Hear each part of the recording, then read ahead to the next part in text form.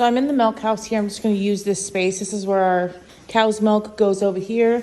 But this is also a very clean environment with warm water for me. So what I'm going to do is get all the water containers ready for the chicks before they arrive today. So I've got a total of 12 bases. I'm going to use mason jars. I like that because it's easier to see how much fluid. And then I'm also going to be using this Flock Pro. It's a probiotic electrolyte mix. I'll be using that for the first 3 days just because of shipment. They came from literally across the United States. This is a lot of good stuff for them. So let's get started. Okay, so I've just lined up my mason jars, taking my Pro Flock. I am just guesstimating. I'm going to go down the line. This entire packet makes 8.5 gallons. So I know I'm not going to overdo it, and I know I'm not going to hurt them. So I'm just going to go down this line right here, and then I'm letting my water warm up. I'm going to do 12 waterers. So you're probably thinking, whoa, that's a lot of waterers. However, that's going to be 1 waterer per 16.5 chicks. And I know that since I ordered 200 chicks, they're going to give me more chicks than 200. So it's going to work out really well. No one has to fight for water. And that is my entire plan. The first 4 to 6 hours, I only want these chicks to be drinking. So I want them to recover from their travels and lower their stress and get hydrated.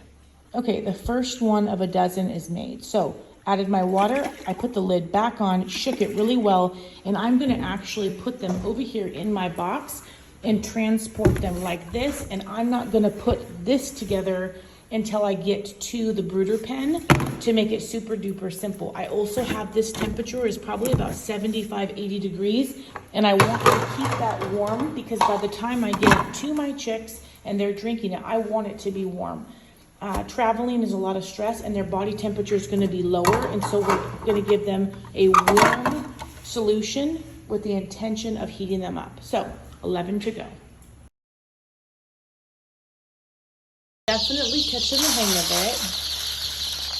I'm using these large egg crates so I can kind of acclimate all the chicks, and there's enough space for everyone.